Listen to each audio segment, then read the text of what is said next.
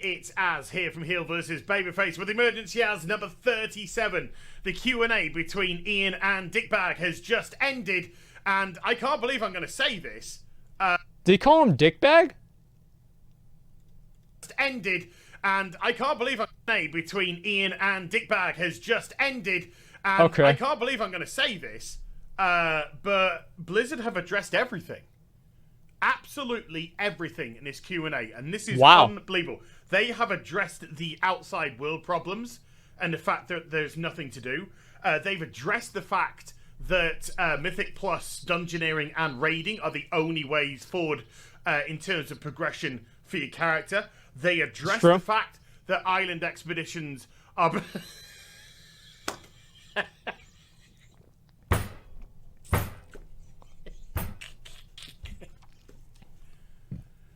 No, it was just another shit show. It wasn't that bad. I mean, like, was the Q&A that bad? I mean, if you guys have to say, I don't know if it was that bad. How much time can you waste talking about Azrite armor? The answer is, watch a Blizzard Q&A. Holy crap. Right, so this was an hour-long Q&A, and if you're expecting me to break it down bullet point by bullet point, that's not going to happen, and I'll tell you for why. Mostly because the notes start getting very sarcastic the further the Q&A go on. He took notes. To be perfectly frank, I used to never do that on my videos ever. I would just ramble on for 20 minutes. I zoned out. I started thinking about birds and sunshine and rays of sunlight coming through the... Just gone. But I'll tell you one thing. Woo! Do these boys know how to talk about Azrite armor? Because out of this 60-minute Q&A, they spent 21 minutes. 21. That is the age of consent to drink in America. And it felt like... That's a really weird way to look at it. 21 minutes talking about different facets. You only need to be 21 minutes old to drink. Which we've gone through on the forums. So, and also the fact that Ian probably repeated himself multiple times during this 21 minutes. The crowd were laughing. I was laughing.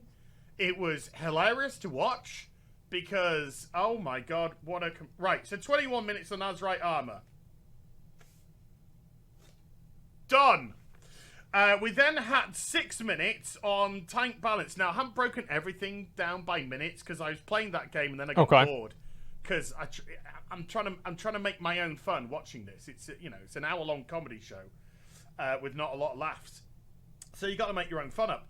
6 minutes talking about tank balance. Now, fair enough. Some tanks got problems. Prot warrior tanks got problems. But Ian spoke about that for about 90 seconds and then spent about 4.5 minutes telling you how to tank. Telling you how to tank. Oh, he has his own headphones. Oh yeah, if another ad comes in, that tank, he wants to charge over there. He wants to charge over there, intercept that. He wants to take that. Oh really? Really? Please tell us more about tanking, Ian. Please tell us more. You are very knowledgeable about this topic. Oh, okay. See, well, if there are multiple ads, you got to understand when to use your single target abilities, when to cleave. Sir, you had my attention. Now you have my curiosity. Or is it the other way around? You had my curiosity. Now you have my attention. It's the other way You around. had it all. So thank you, Ian, for telling us how to It's the other way around. We then spent 5 minutes on resto druids and healing balance in general. I did turn it up a little bit. Where Ian told people how to heal. Okay. Wow, you're saying shamans, they don't just do healing. They actually put 10% extra HP onto all targets. And that doesn't show up in healing. Oh, f*** off. Next! 4 minutes. You guys want it louder, right? Unholy DKs and Shadow Priest. I'm going to bundle you in there as well. Being shit. Next! 5 minutes about Warfronts. Let's talk about this. Let's talk about this. So, apparently, folks, Warfronts are fun. Oh, okay. And everyone thinks they're fun. So anybody here who doesn't think that Warfronts are boring, grinding, monotonous, not difficult, and all that, no, we're all wrong. because Ian said that they were fun. Also, Ian said, despite loads of feedback to the contrary, but don't worry about evidence, Ian, he said that we received a lot of feedback about Warfronts and how fun they were. Did he actually say that? It was then that I realised that I don't think that he actually said that or not. Alien from V, and he's a lizard man. Really? Yeah, I don't think he did. Zip his skin and maybe he did. I don't even know. So Warfronts are fun. We're wrong, and loads of people are having fun. And the reason why they don't want people to be able to queue up as guilds is because if people queue up for guilds, they would go through the Warfront really quickly, and therefore the people having fun would have less fun collecting ore and knocking down trees for wood. I actually thought that point that Ian had made sense. And that's why that isn't effect. But they are... I'm crossing all of this crap out. But they are talking about maybe doing something a bit more guild-centric for Warfronts. If it's not shoving a Warfront up your ass, I'm not interested. Anyway, my notes get a little bit thin now, folks. Some bollocks about trinket balance. Okay, fair enough. Done. Next segment. Something dark side. Next. Island expeditions. Okay. Island expeditions. I want to talk about this one. Ian said that island expeditions are always going to be about gathering Azerite. Mr. Hazakostas, sir, I have a question, sir. Why? Why can't island expeditions be adapted for other things? Why does it all have to be the same thing? Different location, same thing. Why can't island expeditions become places for gathering crafting materials for a much better profession system, which is to come in 8.2? What if it's a fun treasure island type of scenario, event, place where people can gather together, solve problems, and discover fat loots?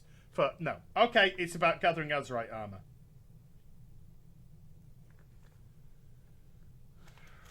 Next! Okay. And then the final two questions of the Q&A. Please, we've only got time for two more questions.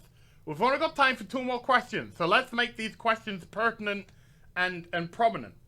So the first question: are we going to be able to search for Mythic Plus dungeons via key number? That's the important thing to know. People, but this is what the World of Warcraft is all about. And I'm glad that you addressed that, Ian. I mean, heaven forbid you actually could have put that in a third of a tweet. But no, I'm glad that you and Douche McGee decided to address it in the Q&A. And the final question, and the question which actually turned the Q&A on its head and made everyone go, holy shit, they really are addressing issues head on. Okay. Was I think we watched a different Q&A. You Q&A. have to complete the war campaign to get your 5th follower for the command table. It's hard for alts. Can you make it more friendly for alts? Well, at least now we know he didn't do this in 2 takes. Okay. Well, that's it?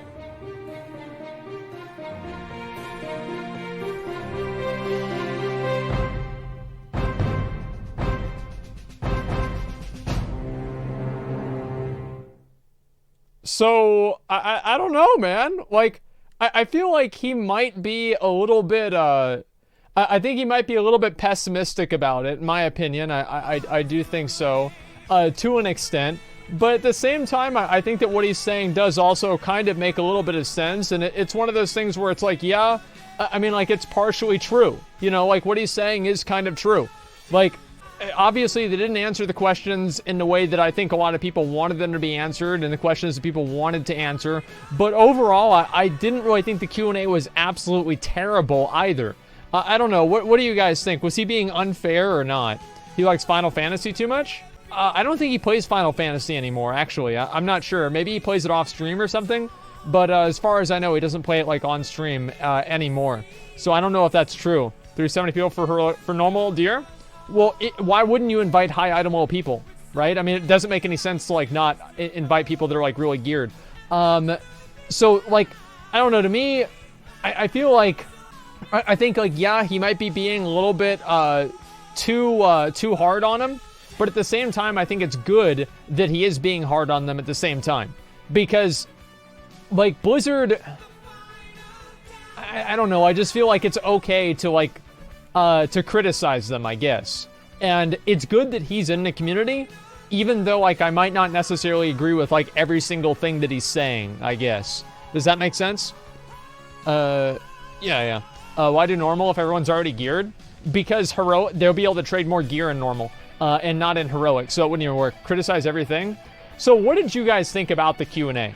Like, just as a general sense, like, what did you guys think about the Q&A? Is it, like, a good thing or not? I'm gonna go down this way. No, Shamas is okay. I didn't think it was terrible, but I did really like the idea that Ian was talking about the idea of a second level of Warfronts, like a heroic or a mythic Warfronts that you can queue into with a group. I thought that was fucking awesome. There were some things in the Q&A that were good, and I think that's something that needs to be acknowledged, that not everything about the Q&A was fucking terrible. Now, there were a lot of dumb things that people were talking about, absolutely, yeah. And Warfronts might be kind of boring for a lot of people, sure, but if you make a way for them to not be boring, then I think it'd be fine. So just because they're boring in their current iteration doesn't necessarily mean that they can't become something that's more interesting and more fun. So as an example, like how fucking badass would it be if you could go in there with 20 of your boys, like a mythic raid, and you could go and clear, fucking like a Warfront once each time in the rotation with your guild and get a random 385 piece of gear. In my mind, I think that would be fucking amazing. Avoiding real questions just for the sake of society's... No, I mean, like, they do avoid questions. And I was actually, as I said, I was actually kind of surprised that they didn't answer my questions. I thought that they were going to. Nikes, you're getting removed. Sorry. I need to get another tank. I forgot I was cute as tank, but I suck, so I can't tank. Let's see. We'll just get this guy in here instead. Okay, perfect. Is there no, Q&A is mostly pointless because they never give an actual answer. He just says that's a fair question. We're looking at all the things. Well, I think one thing the Q&As do is that they give people like a way to get at least a partial understanding of Blizzard's logic. And that's really important in my mind. Giving people an understanding of their logic. Absolutely. You think that you do, but you don't. Yeah, I don't know, man. You need to repair your gear. I'll repair it. Actually, I'll just go repair it right now. That's a good idea. Yeah, I'll go do it right now. Ian makes some really good points, but people already have their mind made up. Well, that's the thing, right? Is like, so it's the difference between like perception or it's difference in like logic and emotion, where Ian is very logical with what he's saying, but there's also like an emotional component to a game that's like, you know, the video game element. And I think that's really what they're missing out on, is that they don't really have that emotional component that the game used to have. And if they had the emotional component, I think that would be fine. That's my perspective. Ian was a lawyer for like 15 years. I don't think he was a lawyer for that long, but I know he was like an attorney beforehand. I do understand that. Points he makes pertain to shit that doesn't matter. Well, I think that it does matter, like, if you want to look at, like, the overall philosophy of the game, but it's kind of hard to really, like, address that and bring that into, like, more of a micro level for each player. What's the add-on that sells junk called? It's called Sell Junk, actually. It's a great add-on. People shouldn't be punished for being flexible enough to enjoy different specs of the raid and run personal enjoyment. That probably is the biggest issue that I have with what they're saying. The idea that the Azurite gear should be locked to a spec. I just think that's bad. Like, the idea that you can compare that to, like a trinket or something like that is, to me, it's just an added level of complexity, because you still have the specific trinkets. You still have the specific weapons. And now you're adding something else that's specific.